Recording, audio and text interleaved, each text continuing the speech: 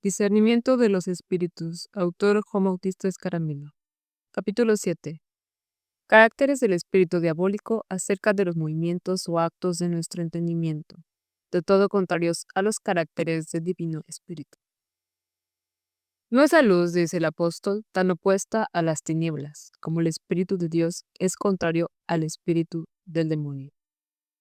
Por eso, después de haber expuesto los caracteres por los cuales se descubre el espíritu divino en los actos de nuestra mente, insinuaré en breve los caracteres por los cuales se hace conocer el espíritu diabólico en los mismos actos mentales. De esta suerte, puestos estos diversos caracteres los unos enfrente de los otros, serán más discernibles al director, según el dicho de los filósofos, que las cosas entonces se hacen más claras y perceptibles cuando se ponen a la frente de sus contrarios.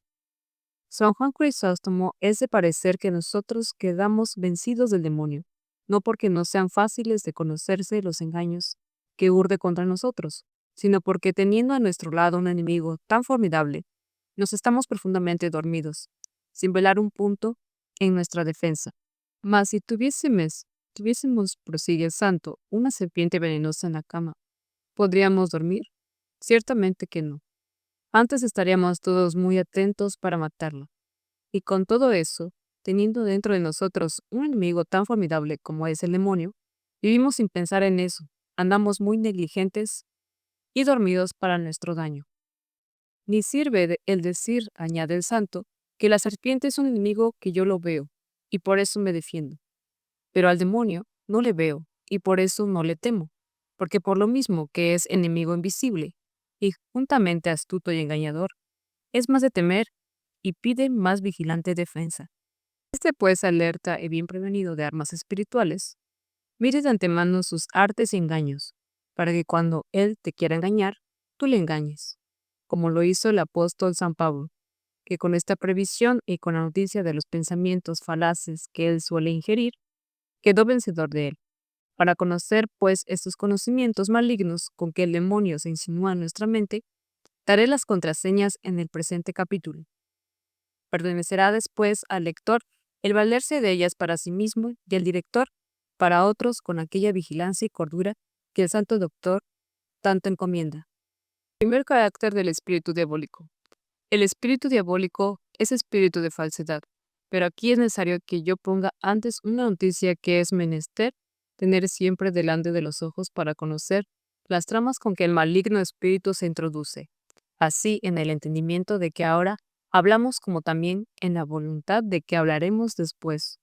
El demonio, dice San Agustín, a veces nos asalta descubiertamente y otras veces nos arma ocultamente las acechanzas. Cuando nos asalta al descubierto, lo hace como fiero león. Cuando nos asalta escondidamente, lo hace como dragón engañoso. En otra parte dice lo mismo, y solo añade que es más de temer el demonio cuando viene a engañarnos con falsa apariencia que cuando a cara descubierta nos mueve guerra. El demonio, pues, siendo padre de la mentira, tira siempre a ingerir alguna falsedad en nuestra mente. ¿Pero qué? Ahora lo hace descubiertamente a manera de león furioso y ahora ocultamente a manera de dragón engañador. Nos asalta al descubierto, cuando nos mete en la cabeza especies contra la fe o contra el sentir unánime de los santos doctores, cuando nos sugiere máximas poco conformes a la grandeza de la divina misericordia o de la divina providencia, por abatir nuestro espíritu, cuando nos excita pensamientos poco conformes a la moralidad de las virtudes cristianas, o especies insustentes contra nuestro prójimo, capaces de encender en nosotros vehemente pasiones. En tales casos, es fácil que sea el demonio conocido, no solo del confesor, sino aún del mismo penitente, porque aparece con su misma cara, quiero decir con apariencia de falsario y mentiroso. Mas otras veces viene enmascarado insidiosamente y con apariencia de ángel, como dice San Pablo. Nos dice cosas verdaderas, santas y conformes a la doctrina de la fe y del moral cristiano, pero con fin de mezclar entre muchas verdades alguna falsedad, o para granjearse el crédito con lo verdadero, o para engañarnos al fin con lo falso.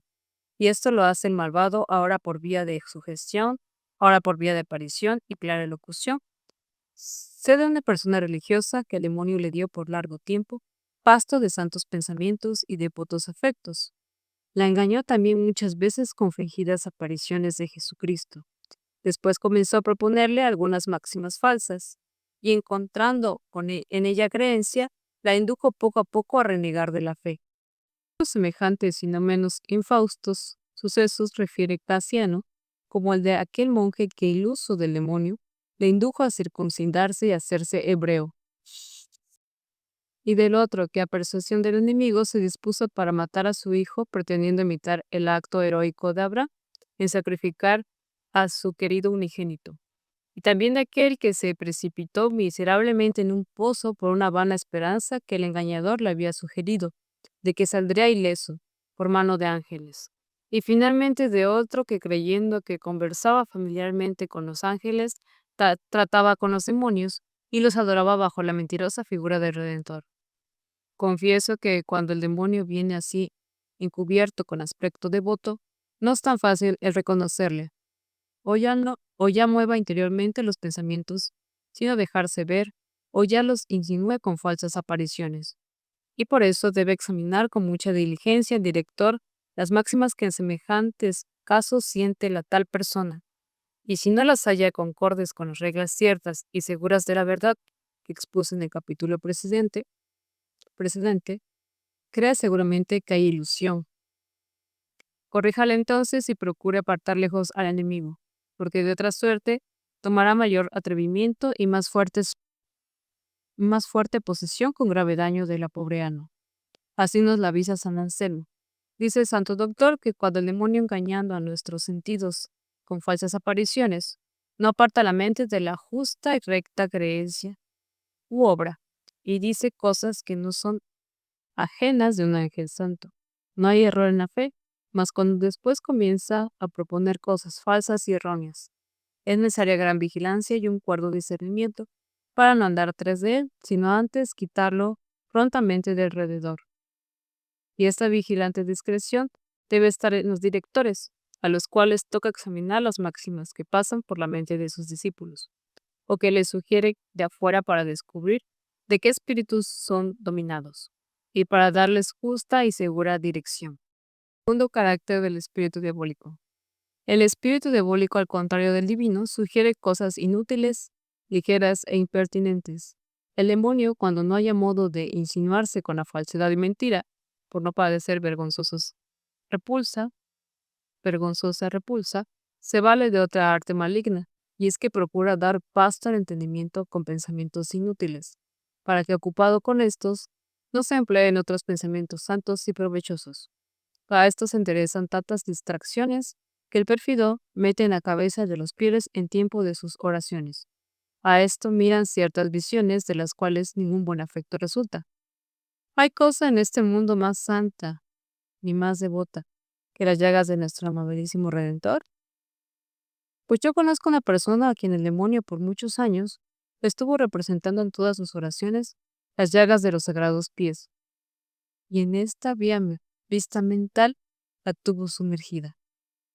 Se los hacía aparecer en diversas figuras, que dilatadas, ya más restringidas, tal vez le hacía ver que salía de ellas un gusanillo y le decía que este era símbolo de su alma, y otras semejantes ligerezas. Todas aquellas representaciones eran del todo vacías de santos afectos. No había una reflexión seria, un sentimiento sólido y provechoso, ni algún jugo de verdadera devoción. Parecía como agallas ligeras, sin peso, sin fruto y sin sustancia, por lo cual no se podía dudar que aquella hubiese sido una continua ilusión del demonio, el cual la había tenido ocupada la mente en aquellas vistas imaginarias, como en un dulce pasto, para que no se aplicase a la oración con rectitud de pensamientos y santidad de afectos. Veis ahí, pues, la propiedad del espíritu diabólico, destilar en las mentes de los fieles, o cosas falsas para inducirlas al mal, o cosas infructuosas para apartarlas del bien. Tercer carácter del espíritu diabólico. Dejar en la mente tinieblas o falsa luz.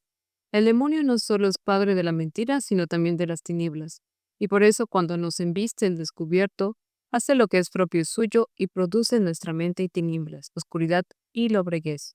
nos lo asegura San Juan Crisóstomo. Entonces ofusca la mente, oscurece el entendimiento, llena el alma de turbaciones, de ansias y angustias.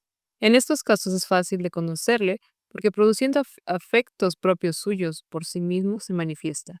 Pero cuando el enemigo urde ocultamente sus tramas, entonces esparce luces en nuestro entendimiento, más luces falsas porque su luz no es otra cosa que una cierta luz natural que él despierta la imaginativa, por la cual representa con alguna claridad los objetos y excita alguna delectación en el apetito sensitivo, pero no pasa aquella luz al entendimiento, ni puede hacerle apto para penetrar las verdades divinas, y mucho menos engendrar en lo íntimo del espíritu afectos de sincera devoción. Así que todo el efecto de esta luz falaz se reduce a un cierto deleite de los sentidos internos, todo corporal, en todo superficial, y sin algún carácter de verdadera espiritualidad. Y después, a la fin, esta misma delectación corpórea va a parar en inquietud y perturbación, no siendo posible que el engañador, después de mucha disimulación y fingimiento, no se descubra finalmente por sí mismo. Por lo que podemos decir con San Cipriano que el demonio se porta siempre con los siervos de Dios, o como adversario fraudulento que engaña, o como enemigo violento que combate con sus negras y turbulentas persuasiones. San Pedro Damiano quiere que el demonio no solo ofusca a los fieles la mente con sus tinieblas y con su falsa luz, sino que también los ciegue del todo y explica el modo con que procede el malvado con los lamentables sucesos del desventurado Sedecías. A este infeliz rey le mataron delante de sus ojos a todos sus hijos por mandato del bárbaro Nabucco, rey de Babilonia. Después le sacaron al mismo sus 2 ojos, y se, no, y no sé si fue más infeliz cuando veía que cuando no pudo ver más. El santo, escribiendo a Hildebrando, que después fue sumo pontífice, dice que el rey de Babilonia es el demonio, príncipe de confusión y de tinieblas, que las almas incautas les mata todas las partes de sus bellas obras delante de sus mismos ojos, y mirando ellas con dolor esta pérdida, quitadas después las santas operaciones, las ciega para la inteligencia de las cosas sobrenaturales. Finalmente, entregándolas a los deseos de las cosas mundanas, les ciegas también los ojos de la razón, buscándoles la luz natural. El que no quisiere, pues, quedar ciego para las cosas divinas, guárdese de las tinieblas y de la luz falaz con que el pérfido engaña a nuestro entendimiento. Cuarto carácter del espíritu diabólico. El espíritu diabólico es protervo. Así lo muestran en sí mismos los herejes, los cuales jamás se rinden ni en la santidad de las escrituras, ni la autoridad de los sumos pontífices, ni en la fidelidad de los concilios, ni en las doctrinas de los santos padres, sino que persisten siempre obstinados en sus necias opiniones. ¿Y de dónde les proviene tanta pertinacia en sus entendimientos, sino el demonio que reina en ellos y les ha infundido su espíritu protervo? Reprendiendo Jesucristo a los hebreos, su incredulidad les dijo: Vosotros no conocéis mi habla, porque no sabéis induciros a oír mis palabras. Añade San Agustín. Por eso, no podían oír al Redentor, porque obstinados en sus errores no querían corregirse, dando crédito a su doctrina. Gran protervia fue esta, no querer dar oído a las palabras dulcísimas de Jesucristo, que arrebataban tras así los pueblos enteros con su suavidad, los traían fuera de la ciudad y de los lugares, y los conducían a las florestas, a las soledades y a las riberas desiertas del mar, olvidadas totalmente no solo de los propios negocios, sino también hasta de la comida y bebida. Unos protestaban que no podían menos que seguirle, porque tenían en su divina boca palabras de vida eterna. Y otros publicaban y decían que jamás hombre alguno había hablado como él, tan sabia y dulcemente. ¿Cuál, pues, fue la causa de tan protervia en aquellos incrédulos? Lo dijo el mismo Jesucristo, añadiendo luego: Vosotros tenéis al diablo por vuestro padre, y embebidos en su protervo espíritu, queréis preservar contumaces en vuestras falsas opiniones, y por eso huís de escuchar mis discursos, temiendo que os saque del engaño.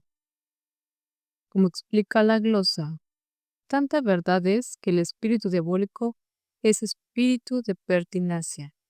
Si alguna vez encontrara el director alguno que haya adherido mucho tiempo a las ilusiones del demonio, éste haya tomado ya posesión de su mente, tocará entonces con la mano semejante proverbio. Tan fijo la hallará en su parecer, y por eso dice Casiano, que el demonio con ningún otro vicio conduce más seguramente una alma a la perdición, como introduciéndole una cierta pertinacia, con la cual, no siendo caudal de los consejos de las personas más autorizadas, se apoye solo en su juicio. De la docilidad, pues, o pertinacia que el director reconocerá en sus discípulos, podrá tomar argumento para entender de qué espíritus se han movido sus entendimientos. Quinto carácter del espíritu diabólico es la indiscreción con que se incita a los excesos. No habla aquí de las obras malas a que de ordinario nos incita el enemigo, porque de estas tendré que hablar después.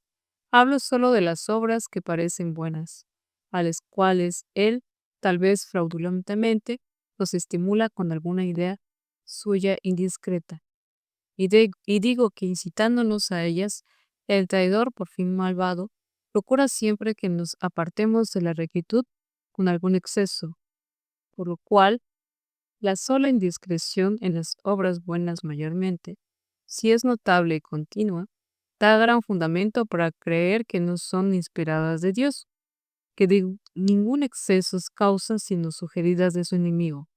El espíritu, pues, del demonio se manifiesta por indiscretísimo, porque en las obras buenas que maliciosamente nos sugiere, no guarda ni la debida medida, ni el debido tiempo, ni el debido lugar, ni el debido miramiento a la calidad de las personas.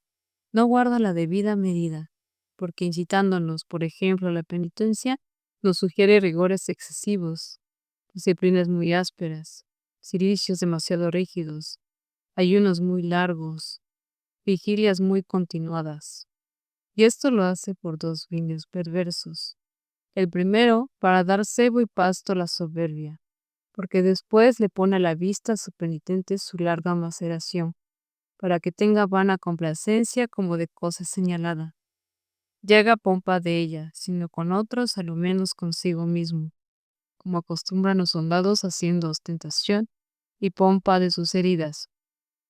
Segundo, es para debilitar las fuerzas corporales y destruir la salud, con lo cual el deseo de la austeridad se trueque después en horror, y la penitencia indiscreta en una excesiva delicadeza, y aún también en una total impotencia de proseguir en los ejercicios de devoción, y de esta suerte la infeliz alma engañada le vienen a salir al fin más dañosas las asperezas que las mismas delicias, como observa muy bien Casiano. Refiere el mismo Casiano que habiendo el abad Juan alargado el ayuno por 2 días, sintiéndose debilitado en el cuerpo y extenuado de fuerzas, se fue al tercer día a la mesa para restaurarse. Al acercarse vio delante de sí al demonio en figura de un negro etíope, el cual, postrándose a sus pies, «Perdóname», le dijo, «oh abad, yo he sido el que te he impuesto en este indiscreto ayuno». Añade Casiano, que entonces advirtió el santo abad, siendo hombre por otra parte de gran perfección y muy cabal en la virtud de la discreción, que había sido engañado del demonio, pues le había inducido a emprender indiscretamente una abstinencia muy superior a sus débiles fuerzas y que podía causar daño a su espíritu. No niego por eso que tal vez Dios inspira a sus siervos penitencias muy extraordinarias, de ayunos prolongados por más días, de vigilias no interrumpidas del sueño, de asperísimos cilicios y disciplinas de sangre. Mas en tales casos se han de advertir dos cosas. La primera, que no hay sombra de indiscreción de parte de quien la emprende, porque estimándole Dios a autoridades desacostumbradas, le da fuerzas corporales y espirituales para sustentar semejante peso, aunque exorbitante. Tampoco hay indiscreción de parte del director que le permite la ejecución, porque en tales casos da a Dios señales manifiestas de su voluntad. No guarda al demonio en debido tiempo, porque incitando a algún bien aparente, lo hace en tiempos impropios y no convenientes. Con este solo indicio acertó un director discreto a descubrir un espíritu falso. En una comunidad religiosa había una persona con crédito de espíritu singular, especialmente porque corría fama de que frecuentemente se le aparecía el niño Jesús y le consolaba con su dulce presencia. Supo pues el dicho confesor que hallándose presente aquella persona el día del Viernes Santo, en un provechísimo sermón de la Pasión del Redentor, había tenido casi siempre delante de los ojos al divino niño con mucha ternura de afectos. Esto solo le bastó para entrar en una vehemente sospecha que aquella persona estaba ilusa del común enemigo, porque no le parecía aquel ni tiempo ni ocasión propia de semejante vista. Si ningún hombre prudente, decía él, en semejante día y coyuntura, tomaría por materia de sus consideraciones la infancia de Jesucristo, cuanto más desmena que en tales circunstancias de tiempo se ponga delante de los ojos en imagen de niño el mismo Dios que es infinitamente más prudente que todos los hombres juntos. En efecto, no salió vana ni engañada su sospecha, porque habiéndola de examinar después la halló por otras razones manifiestamente ilusa. No conserva el debido lugar porque el demonio instiga siempre a hacer las obras buenas en lugares públicos, que las más veces son los menos congruos para tales acciones, conforme el uso de los fariseos, hombres de espíritu diabólico en quienes dice Cristo. El fin, pues, que tiene él en sugerir que el bien se haga al descubierto es perverso, porque quiere que quede corrompido de la vanagloria, que nace de ser vistos y loados de los hombres. Procura también que los fervores, las ternuras, las falsas lágrimas, los éxtasis fingidos y otras aparentes favores que hace el demonio de ordinario sucedan en público donde hay frecuencia de gente, porque quiere que las obras de sus secuaces sean vistas por los hombres. Pero Jesucristo, todo al contrario, si queréis, dice, repartir limosnas, guardaos de hacerlo como los hipócritas, que las dan en las sinagogas y en las calles públicas. Si queréis hacer oración, guardaos de imitar a estos pérfidos, que gustan de hacer su oración en medio de las sinagogas y en las esquinas de las plazas, con lo cual todas sus obras quedan roídas del gusano de la vanidad. Mas tú, prosigue diciendo el Redentor, queriendo hacer limosna, hazla escondidamente, queriendo hacer oración, enciérrate en tu aposento, y allá solas ruega a tu Padre Celestial. Se exceptúan, empero, aquellos casos en los cuales quiere Dios, por motivos de gran gloria suya, que las obras buenas y los favores que hace parezcan en público. No guarda finalmente el debido miramiento de la calidad de las personas. En un solitario, dice Ricardo de San Víctor, que debe atender a la inquietud de la contemplación, despierta el demonio pensamiento de hacer gran bien en los prójimos. En los principiantes que no están aún arraigados en la virtud y deben atender al propio aprovechamiento, mete también el enemigo semejante sugestión de ayudar a las almas de otros, como nota Santa Teresa, mas no siendo ellos aún aptos para engendrar hijos espirituales, con su enseñanza se sigue que a otros no son de provecho y asimismo se hacen daño con semejantes deseos, contra semejantes principiantes que siguen este instinto indiscreto y diabólico se levanta y los reprende agriamente. San Bernardo diciéndoles así: tú que aún no estás firme en tu conversión, que no tienes caridad o la tienes tan tierna y frágil que cualquier viento de contrariedad se dobla, tú, digo, conociéndote por tal, ¿pretendes agenciar la salvación de otros? ¿Qué necesidad es la tuya, hermano mío? Por el contrario, a uno que por obligación de su instinto o de su oficio debe atender a la salud de los prójimos, suele meter el demonio sobrado amor al retiro, a la quietud, a la soledad y un temor indiscreto de manchar la propia conciencia, con el ejercicio de las obras exteriores de caridad, como lo hizo la Santa Esposa que despertara a medianoche por su amado En lugar de dejar luego su quietud para ir a encontrarlo, comenzó a excusarse con decir: heme desnudado de mis vestidos, no quiero otra vez ponérmelos. He lavado mis pies, no quiero otra vez endodármelos. En este temor de la esposa de ensuciarse los pies y volver a ponerse los vestidos, reconoce San Gregorio el sobrado temor que tienen algunos a quienes toca el cuidado de las almas de revestirse de los antiguos afectos y de contraer las pasadas manchas. Así también despierta el demonio en los superiores un pensamiento demasiado solícito de consagrarse a la oración a fin de que no velen, como lo pide su empleo, sobre los procederes de sus súbditos en las cabezas de las familias para que no tiendan como deben a la educación de los hijos y criados, y en las mujeres para que no cumplan con puntualidad sus faenas y sean causa de muchas inquietudes y de muchos quebrantos a sus domésticos. En suma, sabe el demonio que la discreción es la sal que da sazón a todas las buenas obras y las hace agradables a Dios, y por eso, no pudiéndolas impedir, se esfuerza a lo menos de echarlas a perder con toda suerte de indiscreción y de imprudencia. Por eso dice Ricardo que en los impulsos interiores debemos examinar siempre si se mezcla alguna indiscreción. Y por este camino podrá el director adquirir mucha luz para discernir si si las almas que dirige son movidas a obrar al espíritu diabólico. Sexto carácter del espíritu diabólico.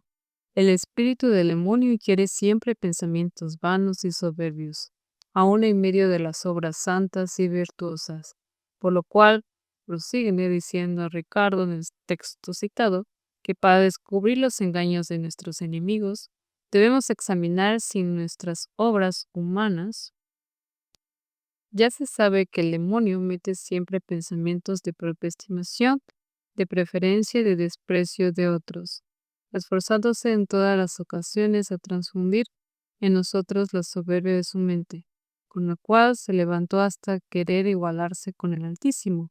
Y por eso, quien se mueve por este aire vano en cualquier cosa que haga, es llevado del espíritu infernal. Pero aquí es necesario que el director observe diligentemente si la vanidad nace con los pensamientos como casi entreñada con ellos, o si sobreviene a los pensamientos como forastera y extraña. En el primer caso, no se puede dudar que tales pensamientos traigan su origen del espíritu malo, que se reduce diabólico, porque tienen innato el vicio. En el segundo caso, no es así, porque ya se sabe que el demonio estudia de destruir y corromper todas las obras de Dios. El Señor siembra con mano benigna en nuestros entendimientos el gran escogido de santos pensamientos, y el maligno esparce sobre ellos con mano envidiosa la cizaña de vanas soberbias imaginaciones. Esta mezcla de vanidad que sobreviene no quita que los primeros pensamientos o bien altísimos contemplaciones no vengan de Dios, y no están movidos de un fin recto y que no traigan de su naturaleza la debida sumisión del alma. Explico esto con el célebre hecho de San Bernardo, que predicando un día fue tocado en su mente de espíritu de vanidad, pero él con prontitud y cordura rechazó de sí al enemigo con aquellas palabras: no he comenzado a predicar por ti ni acabaré por tu instigación. En este caso, como todos ven, no se puede dudar que el santo fuese movido a hacer aquel devoto discurso del Espíritu del Señor, aunque se introdujere después el espíritu malvado. Esto que he dicho de la vanidad es menester observar en todos los caracteres del espíritu diabólico que he declarado y declararé adelante. Siempre conviene notar si el espíritu malo es intrínseco a los impulsos con que la persona se siente estimulada a cosas de suyo buenas, o si viene después a enturbiarlas. Además de esto, conviene examinar si la persona recibe con horror el espíritu diabólico, si lo rechaza con hastío cuando sobreviene importuno, pues de esto puede tomarse un nuevo argumento para inferir que en ella obra el espíritu bueno, ya que aborrece y se opone al malo. Esta advertencia es menester que el director la tenga siempre ante los ojos, De otra suerte, caerán muchos hierros, aplicando a los casos particulares las reglas que vamos declarando. En la divina voluntad hemos finalizado este capítulo, rogando al Espíritu Santo nos ilumine la inteligencia para comprender la lectura, que nuestra Madre la Virgen María les otorgue la gracia de la perseverancia, para continuar con el siguiente capítulo. Bendiciones en la divina voluntad, paz y bien.